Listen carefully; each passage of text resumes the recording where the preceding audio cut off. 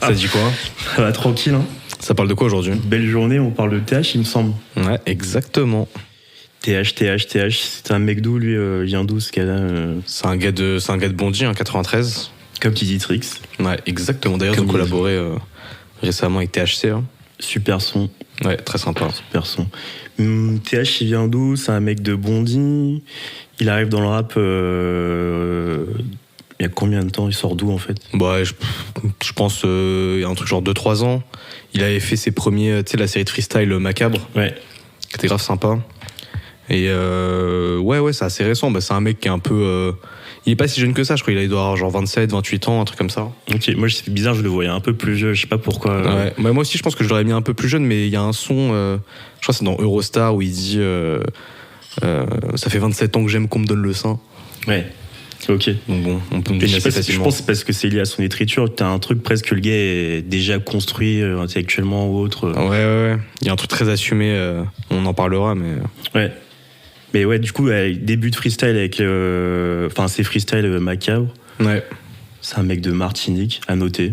Est-ce que c'est important? Ouais. Je sais pas. Hein. Bah, il a jamais trop montré un truc d'attachement. Il y a d'autres rappeurs, tu sais, des dom-tom qui vraiment le revendiquent de fou. Lui, c'est pas. Je crois que ça n'a jamais été vraiment revendiqué, quoi. Enfin, je sais pas si t'as un exemple d'un son ou quoi où il en parle vraiment. Non, pas du tout. Pas du tout. Mais je pense que c'est plus dans son ouverture musicale et tout. Je pense que c'est quelqu'un qui a grandi en écoutant différentes choses. Ouais. Bah, carrément, il le disait dans le. Il avait fait une interview avec Bouscapé, où il parlait justement de ses influences musicales qui étaient très variées, avec ses parents. Je crois que c'est une famille de musiciens. Ouais. C'était assez présent, quoi. Et ouais, c'est vrai qu'il avait pas mal de succès récemment. Il a eu un truc un peu. C'est monté assez vite, tu vois, parce que là, même récemment, il a fait le gros concert de Combini. Pendant la fête de la musique. Ouais, à l'Institut du Monde Arabe. Et c'est vrai que, tu vois, il y a un an, le mec était quasiment pas identifié. Et là, il te fait quand même des gros trucs. Il a fait, en festival, il a quand même pas mal tourné.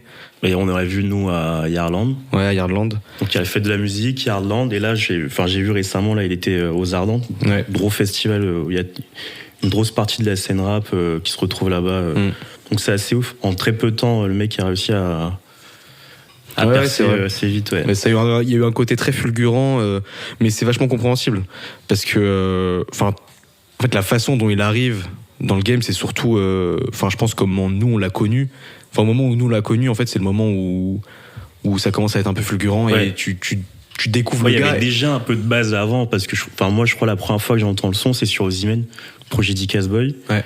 Et j'ai un effet, comme quand t'as Caris qui arrive avec Booba sur Kalash, ou Damso c'est sur quoi encore? Sur Pinocchio. Sur Pinocchio, où t'as des gars qui sortent de nulle part, et genre en quelques phrases, en 2 mots, le mec te prend et c'est parti pour la vie, tu vois. Il y a un truc comme ça où... J'ai un peu la même impression, ouais. T'as un truc où le couplet commence, et le mec, tu te prends tout son univers, toute sa construction lyricale.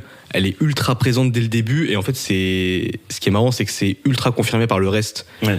Tu vois, mais je pense d'ailleurs que c'est une volonté, parce que tu vois, Icaz, quand il fait ses projets Brutal, il y a aussi un truc de... il veut mettre en avant le style des artistes qu'il invite. Ouais.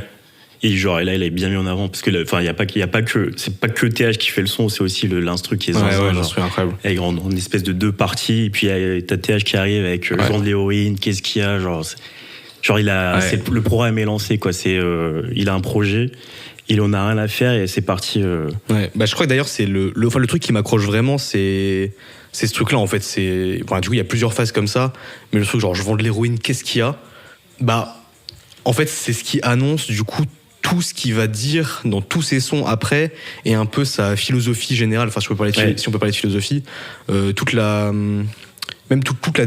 DA de ses sons, toute la DA de ce qu'il va dire. Ça, il y a un projet qui est déjà défini. C'est résumé là-dedans, ouais.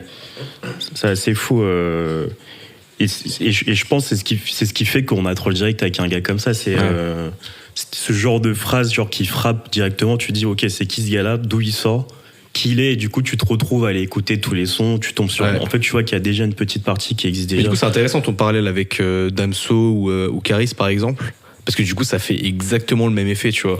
Genre un Damso, je me rappelle que Tu vois, à l'époque, quand on entend se couper sur Pinocchio, tout le monde est en mode, mais c'est qui ce mec? D'où il sort? T'as pas d'image, en fait, c'est genre juste la musique qui a parlé. Tout le monde digue un peu pour voir ce qu'il a sorti, machin. Il y avait un projet, je crois que c'était Salle d'attente. Ouais. Les gens commencent à regarder et tout. Et je crois que quelques jours après, ou quelques semaines après, il sort Des brouillards. Ouais. Et du coup, le son pète de malade. TH, c'est un schéma qui est un peu différent, vu qu'il avait déjà des trucs sortis sur les plateformes, etc.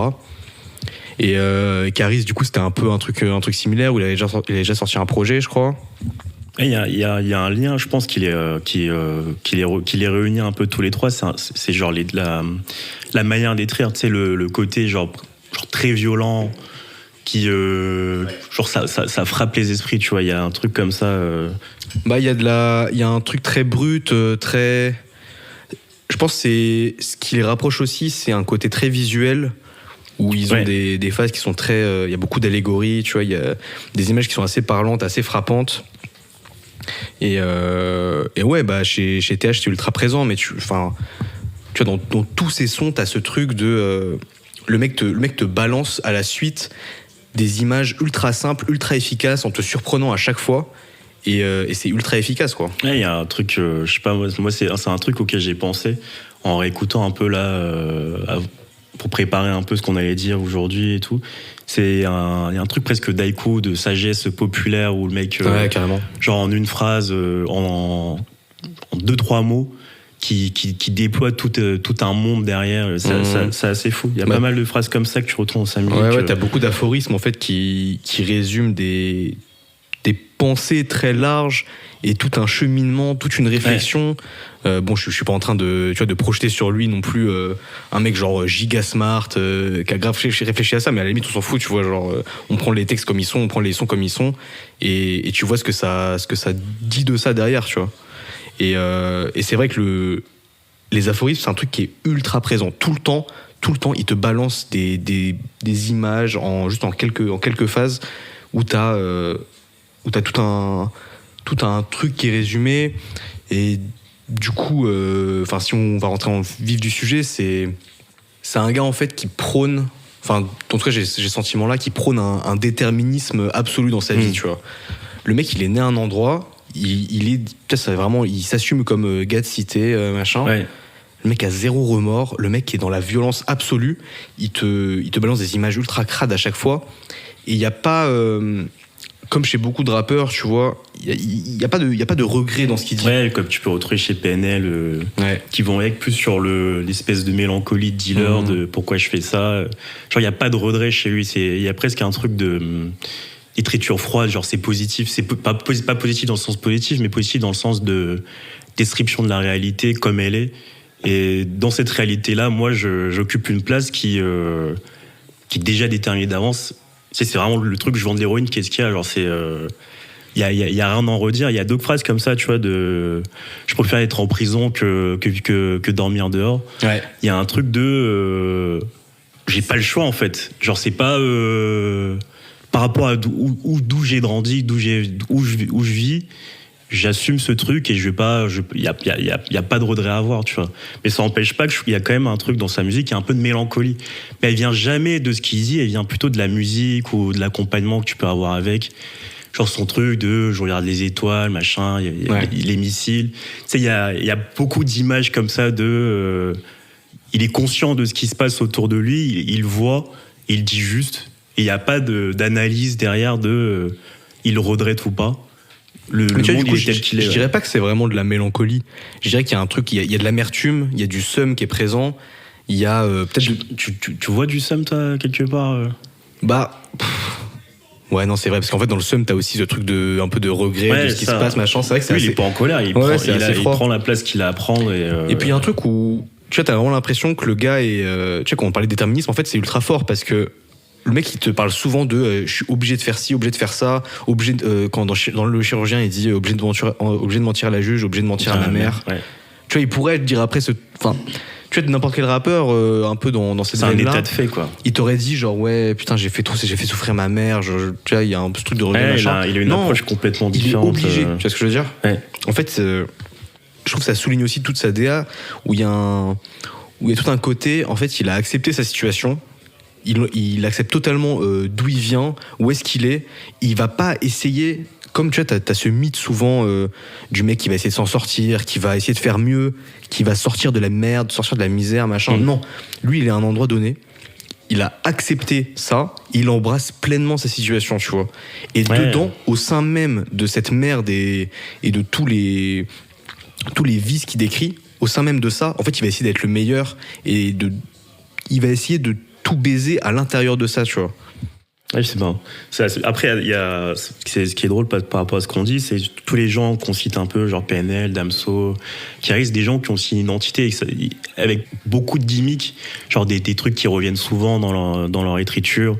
T'as les voitures, t'as un peu ce truc de le robot chien, les macabres. Tu vois, il y a un peu il y a des gimmicks de fou. Ils traitent presque des personnages genre des espèces de genre ça personnifie quelque chose. Ouais, mais c'est intéressant parce que d'ailleurs il va souvent faire par exemple des name drops. Ouais. Il parle dans un son il dit ouais je cache la bœuf chez Ashley. Il y a un son il parle de Sabrina, il parle de Shakib le Tunisien. Enfin tu vois il y a un peu des noms comme ça qui reviennent. Il y a un monde qui se développe, tu vois. Et je pense que c'est un truc qui enfin c'est pas propre à lui, mais je pense que c'est aussi fait qu'on arrive à accrocher à ce genre de personnes. Par rapport au paysage rap, t'as tellement de rappeurs qu'il te faut presque aujourd'hui, t'es presque obligé d'avoir un espèce d'univers. Et lui, son univers est déjà présent. Tu vois, t'as des espèces de personnages comme ça récurrents qui reviennent. Tu sais, il y a un truc presque de série. On va le retrouver. Tu retrouves ça chez PNL. Il y a, je pense aussi à comment il s'appelle, à Sola Lune. Ouais. Genre des espèces de. Récemment, t'as Bébé Jacques aussi qui fait ça, mais pour le coup, lui, c'est encore un autre truc où il y a des rêves d'album à album, de son à son, où le mec limite se répond à lui-même. Et je trouve que lui, il pousse encore le truc à un autre niveau, tu vois. Et je pense que c'est ce qui fait qu'il y a un attachement avec ce genre d'artiste aujourd'hui où ils semblent humains en fait. Ils ont une vie et ils te proposent un peu son univers et tu rentres dedans. Une fois que t'es dedans, t'essayes il y a presque un truc triptyque d'essayer de comprendre qui est qui fait quoi, quelle est leur histoire. Et je pense que c'est un truc qui fait qu'il faut aussi qu'on arrive à rentrer dans cette musique-là. Mais c'est marrant que tu dises que ça te semble humain parce que moi, c'est pas vraiment l'impression que j'ai avec TH, tu vois. Moi, j'ai l'impression que le mec est pas humain enfin, tu vois, avec tout ce qu'on a dit depuis tout à l'heure, quoi. Et d'ailleurs c'est marrant parce que je trouve que ça rejoint beaucoup l'image du robot chien qui va souvent utiliser. C'est presque son alter ego, le robot chien. Ouais, c'est ça, tu vois. Il y a un truc, il y a un peu le diptyque genre tu vois le robot truc qui va réaliser une tâche, quelque chose. Exactement. Ouais. Il est programmé pour un truc, il a une tâche, il a un objectif, il va pas en bouger. Et tu vois à côté t'as le chien, en vrai, il se décrit lui-même comme une merde, tu vois, il fait c'est un peu dans l'acceptation commune de c'est un chien, genre c'est un bâtard. Moi je trouve le robot chien, c'est le truc moi je trouve ça humain. C'est pas juste un robot, le robot chien, tu sais, il y a un truc c'est le meilleur ami de l'homme quoi aussi. Non. Moi je le vois. Mais tu penses qu'il se décrit comme non. Mais dans le robot chien, il y a un truc attachant. En gros, c'est un espèce de truc, elle est un peu méchant, mais ça reste c'est un chien quoi. Il est fidèle à toi. Tu vois, je trouve il y a de ça un peu aussi dans cette image du robot chien, je sais pas. Fidèle à toi, je sais pas, fidèle à ce qu'il dit et à ce qu'il va faire et à ce qu'il annonce qu'il va faire.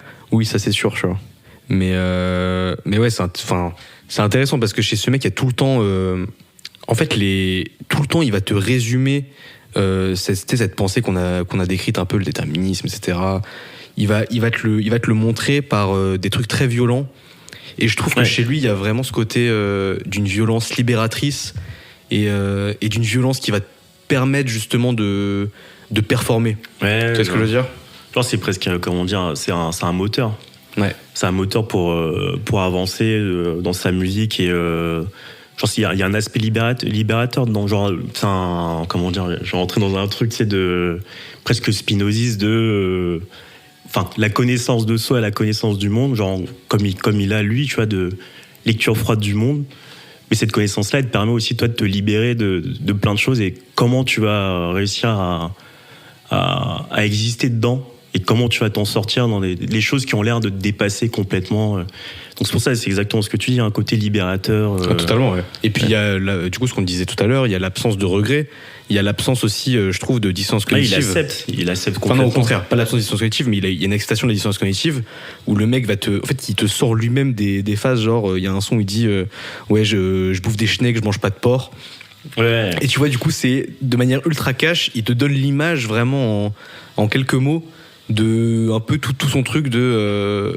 En fait, il en a rien à foutre de faire du mal, il en a rien à foutre d'être dans le. Tu sais, il est conscient de faire de la merde, mais d'un autre côté, il le fait quand même. Et c'est un truc qui est totalement accepté. Il a pas le choix. Ouais. Il a vraiment pas le choix de ça. En même temps, c'est marrant parce que tu vois, il y a des sons où il va revenir justement sur des côtés un peu plus. Animal blessé. Tu vois, enfant qui a du mal, etc. Tu vois, quand et puis il parle du cœur aussi, tu vois. C'est pour ça que je te dis, il y a un côté humain dans sa musique aussi. Tu sais, c'est pas que le description froide du monde. C'est comme ça, c'est partout. Tu vois, il y a de la mélancolie, il y a de l'introspection. Il observe les choses avec beaucoup de recul. Ouais. Je pense que c'est aussi ça qui fait qu'on arrive à accrocher avec la personne, tu vois. S'il serait que froid, t'aurais presque une mise à distance par rapport à ça, non? Bah, je trouve le bon son pour illustrer ça, c'est Le Chirurgien. Où justement il y a cette image-là, tu vois, le temps passe, les blessures restent ouvertes. Il te parle de cauchemar, il parle de son petit cœur qui est blessé, tu vois. Mais si je suis blessé, je dois le protéger. Ouais. Exactement. Mais tu vois, il reste quand même dans ce truc où en fait il y a la violence et son acceptation elle permet aussi de se détacher de ce qui t'arrive et donc d'avancer sans tomber dans un truc où tu te morfonds complètement. Je trouve qu'il se rend pas, tu vois, c'est marrant parce qu'il, malgré le fait de balancer tout ça sur lui, sur ses peines, etc., je trouve il n'y a pas de vulnérabilité qui transparaît pour autant. Ouais, je sais pas. Faudrait pas de vulnérabilité du tout, tu penses? En fait, le mec te balance ça de manière tellement froide et tellement, je sais pas, genre, il se protège. Il te donne pas l'image d'un truc qui peut le blesser encore plus. Tu sais, il est dans le vraiment, il a compris ça chez lui, il l'a accepté et voilà ce qu'il en fait. Et il te le dit, mais il va pas, il y a pas de, c'est pas vraiment je dirais pas que c'est une faiblesse, quoi. Ouais, je vois ce que tu veux dire. Tu sais, mais il y a, je sais pas. Hein. Là, je pense à une phrase quand je sais plus exactement la phrase où il parle des missiles qui ont remplacé les étoiles. Tu vois, il dit juste ça comme ça, mais tu sens sans dire qu'il y a un regret, tu sens qu'il y a un regret par rapport à ça quand même. Donc tu vois, il y a un truc un peu de mélancolie ou de genre presque qui doom, quoi, genre bon, c'est comme ça, qu'est-ce qu'on peut y faire Et puis parfois il y a aussi un peu de l'incapacité, tu vois. Par exemple, il y a un son, il dit 3 MMC, j'ai pas de mal à faire partir, juste du mal à dire je t'aime.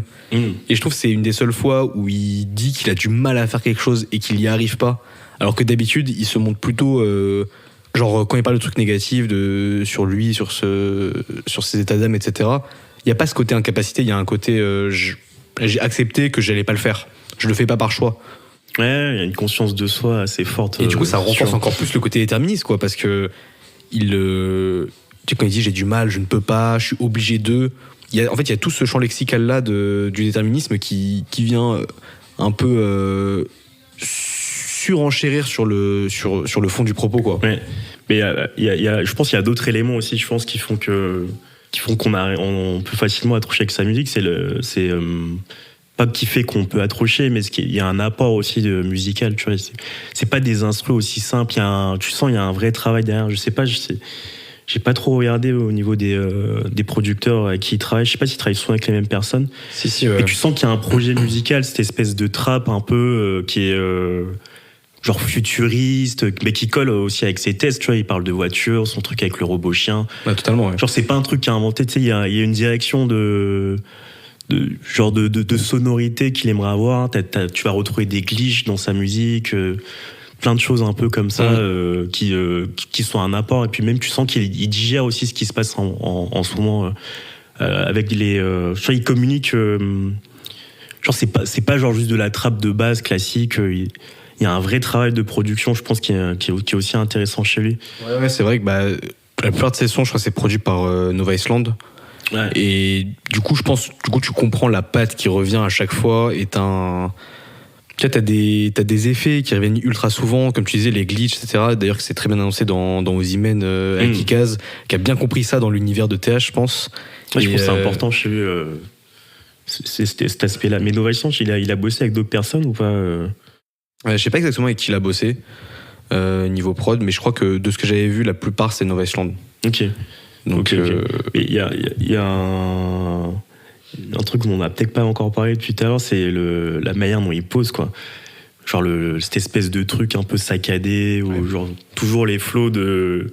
Genre c'est presque... Il te balance une phrase et après tu genre prends l'un et après il en remet une autre et ça s'arrête pas comme ça. Exactement. En fait, genre, il y a une espèce de flux de pensée ou genre flux de conscience de aller...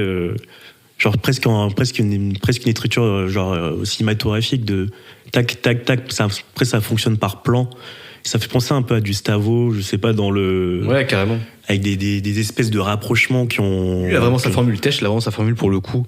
Tu remarques souvent, en fait, il a un format où il va faire un truc en 2 hémistiches.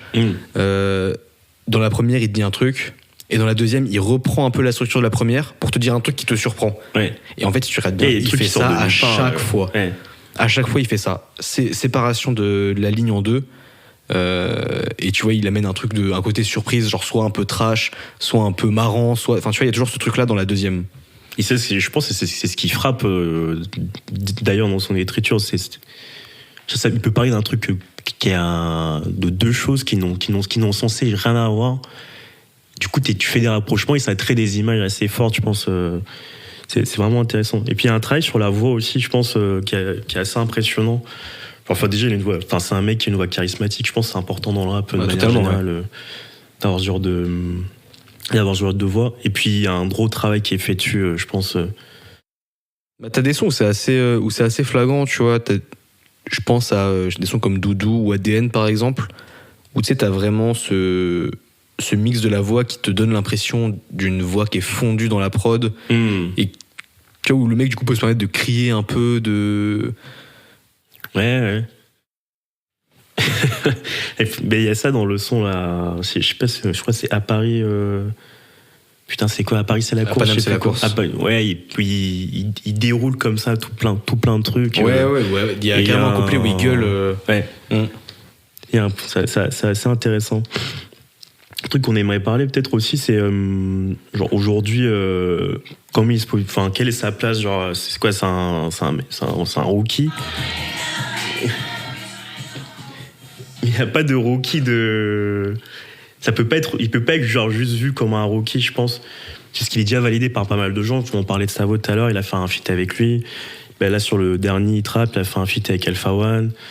Puis on parlait aussi un peu au début de comment il se fait déjà inviter dans des festivals. On l'a vu, nous, à Yardland.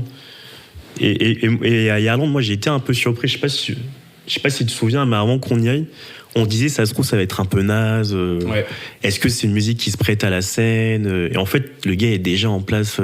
Et c'était assez impressionnant à voir. Mais c'était marrant parce que du coup, en fait, je trouve que ça nous a offert une deuxième lecture de ces sons qu'on n'avait pas vu comme des trucs qui pouvaient un peu faire turn up et où tu pouvais t'ambiancer et que tu pouvais chanter à tue-tête et tout.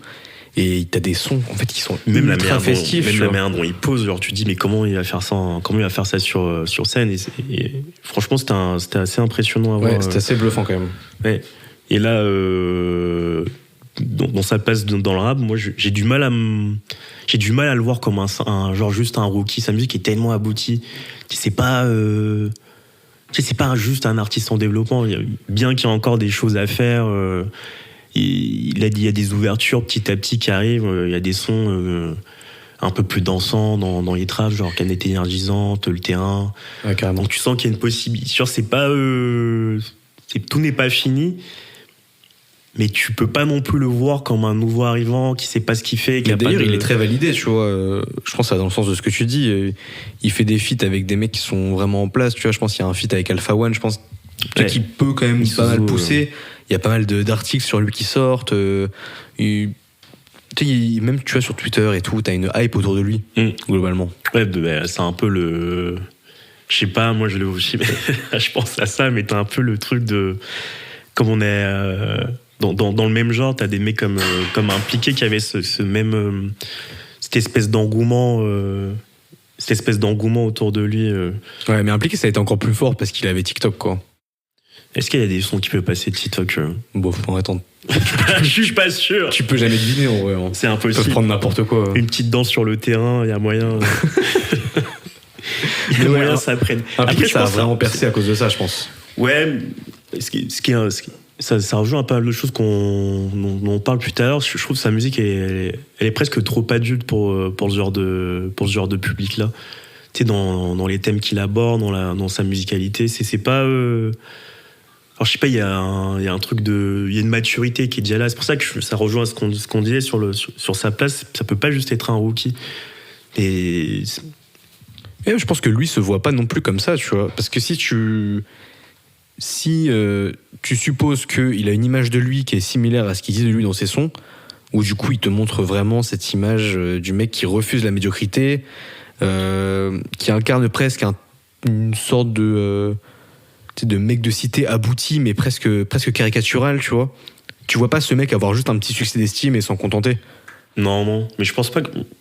Le succès d'estime, il est presque déjà fait aujourd'hui. Oui, genre, quand tu regardes un peu les médias qui en parlent, tu sais, récemment, là, c'est l'ABCDR qui a sorti un peu les sons du premier semestre, ou je sais plus, sur l'année 2024. Et tu le retrouves dedans, pas mal de ses sons, et avec un super article d'ailleurs. Donc c'est quelqu'un qui a déjà un peu acquis le succès d'estime et critique. Il reste plus qu'à conquérir un public, mais c'est presque déjà fait, quoi. Et moi j'ai pas trop peur parce que tu vois son côté un peu violence brute, je trouve qu'il y a un côté surtout même en club ou je sais pas en festival comme on a vu, il y a un truc fédérateur en fait. T'as un côté jouissif dans cette violence absolue qui va montrer comme un charisme, genre un truc qui décharge tout le monde, où t'as envie de sauter comme un fou sur ses sons. Mais puis en vrai je m'inquiète pas trop non plus parce que quand tu vois la hype qu'il a un peu dans le microcosme rap, moi j'ai pas trop de doute, tu vois. Et même son public, je trouve, a l'air relativement jeune et un peu varié. Je sais pas, après je suis peut-être biaisé par la fois on l'a vu en festival là. Je sais pas si tu étais si jeune que ça en vrai. Ouais, j'avais un peu l'impression. Après c'est peut-être lié genre juste à ce festival là, je pense peut-être qui était pas genre un truc super cher, donc c'était accessible à pas mal de monde. Et tu vois, c'est toujours compliqué de dire qui écoute tel ou tel rappeur. Mais je pense que tout le monde peut l'écouter, genre. Ouais. Il y a trop de choses, genre là, que ce soit les instrus qui sont genre qui sonnent actuels, et il y a une vraie proposition au niveau des instrus, et avec son écriture qui moi je trouve qui est super mature. Genre il peut mettre tout le monde, enfin pour moi il peut mettre tout le monde d'accord facilement. Pas trop d'inquiétude à ce niveau-là, je pense. C'est à suivre, de toute façon. Ouais, mais je sais pas trop en fait comment il est entouré, avec qui. Tu sais, s'il est proche d'anciens rappeurs, etc. Enfin, d'anciens rappeurs, de rappeurs un peu anciens qui voient un peu en lui ce truc de futur resta. Ouais, mais moi je pense que t'as des éléments qui détrompent pas à ce niveau-là sur son avenir. C'est quand t'as des mecs qui sont très installés, qui ont déjà eu une forme de succès, genre comme Stavo, Alpha One, qui acceptent... Stavo, tu forces quand même. Stavo en solo, il a 13 pas blocs, eu tant de succès que ça. C'est déjà classique. Quoi. Ouais, 13 blocs.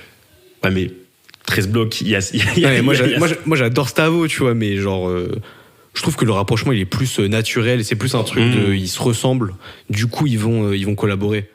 Ouais, mais il y a un truc de validation aussi. Évidemment, bien sûr. C'est l'avenir, quoi. C'est un mec qui... pour moi, c'est l'avenir, de toute façon. Ouais. Mais d'ailleurs, Alpha One, il valide pas non plus n'importe qui, tu vois. Il fit pas mal, mais tu regardes les gens avec qui il fit, Alpha One, c'est que des mecs qui sont quand même des gros... des mecs qui ont vraiment un gros potentiel et qui sont vraiment talentueux, tu vois. Ouais, c'est pour ça il n'y a pas de crainte à avoir sur lui pour la suite. Mais je sais pas si t'as des sons, toi, lesquels sons, genre, toi, te marquent le plus comme quand tu écoutes sa discographie, je sais pas, en recommandation pour les gens. Je pense, moi, mes sons vraiment préférés de TH, ça va être Doudou. Où, du coup, voilà, tu vois, je crois qu'on l'a mentionné rapidement tout à l'heure, où t'as un effet de voix qui est sympa, où ils se font un peu dans la prod et tout. Et je trouve que tu peux un peu tout retrouver de son univers et de ce qu'il dit dans ce son-là, surtout dans la prod. Et t'as des images t'as des images qui sont vraiment fortes, et t'as beaucoup d'allégories comme ça qui sont assez marrantes. Dans Doudou, t'as presque... Moi, je trouve qu'il y a tout TH dedans, genre, que ce soit dans l'écriture, dans ce qu'il raconte, c'est assez ouf. Sinon, t'as le chirurgien aussi qui est très sympa, où du coup, t'as ce côté plus mélancolique. J'irais pas jusqu'à dire introspectif, tu vois, mais il y a tout, il y a la prod qui est incroyable derrière, qui offre une vraie mélodie au son. Dans le dernier projet, moi, j'aime beaucoup Les 12 travaux d'Hercule, qui est grave sympa. Et puis là, vu que c'est un peu l'été, tu peux penser à Terrain ou Canette énergisante. Ouais, c'est sont des putains de sons d'été où, enfin, je sais pas, ça fait kiffer, quoi. T'écoutes ça un peu tranquille, en vacances et tout. Ouais, le son qui me marque pas mal, c'est À Paris, c'est la course. Ça me fait penser à des mecs. Cette espèce de. Le mec s'arrête pas et presque il décharge tout ce qu'il a dans la tête. Et ça fait penser à des mecs comme Niro, des CH, des mecs qui ont rien à voir, mais c'est presque une tradition dans le rap de rapper comme ça. Genre un espèce de truc qui décharge tout et qui permet de se libérer. C'est un son qui m'a pas mal marqué. Mais en vrai, je dirais pas avec le temps, hein, Chirurgien et Doudou, c'est vraiment les sons genre qui un peu te... C'est les deux parties de TH, quoi. Ouais, ça te met dedans. Ouais. Même, et je trouve du coup, un peu en synthèse de ça, t'as Eurostar aussi qui est vraiment sympa. Et du coup, qui a ce côté un peu aussi festif. D'ailleurs, il l'a clippé un peu en mode festif, enfin carnaval, qui était très marrant. Alors, c'est quoi la suite pour lui, là ? Qu'est-ce qu'on espère ? Bon, j'espère rien, mais j'attends qu'il donne, non ? Mais en vrai, tu vois, on parlait vite fait de sa place. Aujourd'hui, c'est pas encore aussi gros qu'on l'imagine. Ouais. C'est pas encore. Moi, je pensais que c'était beaucoup plus gros, mais pas tant que ça. Là, je regarde vite fait sur Spotify, je vois c'est 100K auditeurs mensuels. C'est pas. Mais il a pas encore eu cette phase où il sort un gros projet avec beaucoup de promos et c'est tout. Encore des petits EP, même le dernier, là, il trappe, tu vois, il y a. C'est pas. Je crois qu'il n'y a pas eu de promo autour, tu vois. Ouais, non, il y a rien eu, genre juste des petits incycles sur quelques médias. Et puis avant ça, c'était juste vraiment des petits EP. Il y a un gros potentiel. Des freestyles, des sons à part, comme ça. Il y a un gros potentiel. C'est encore un très jeune artiste. Très jeune, il a 28 ans, c'est un vieux. Comme dirait ça, la tranche piche. C'était quoi sa phrase, là Laquelle ? T'as 30 piges, je sais pas quoi, là. Ah, putain. Non, je l'ai plus, mec. Il y a pareil, il y a plein de mecs, il est vieux. Il est vieux. Mais ok. Je sais pas si on a fait le tour, s'il y a des trucs encore. Je crois qu'on a fait quand même pas mal le tour. Et ouais, je suis content qu'on ait pu parler de lui parce que il y a beaucoup de choses, tu vois. Ce qui est intéressant, c'est que ça nous a rappelé un peu des. On l'a découvert quand même relativement récemment, du coup. Et ça nous a rappelé des anciennes émotions qu'on a pu avoir un peu. Ouais, c'est ça. Mais c'était rare, hein, ces derniers temps. Il y a peu de mecs comme ça qui sortent de nulle part et qui te frappent directement avec une phrase, un mot. Et puis qui ont un truc très abouti et surtout très cohérent. Moi, c'est ça que je note chez TH et qui me donne aussi envie de suivre ce qu'il va faire là. C'est sa cohérence, les références internes à ses sons et toute l'imagerie qu'il a développée, quoi. Et avec l'ouverture sur Canette énergisante. En fait, même ses ouvertures, elles restent cohérentes avec sa musique. Tu vois, je sais pas, genre dans Canette énergisante, tu sais, il y a un truc un peu de. Genre, ça reste un mec de Tess, mais genre qui danse. Le terrain, c'est un espèce de truc. S'il arrive à créer des espèces de sons de l'été, mais presque.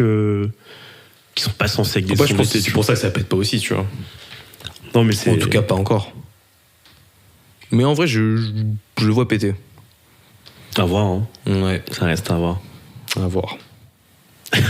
On finit là-dessus ? On finit là-dessus, je crois bien. Allez, let's go.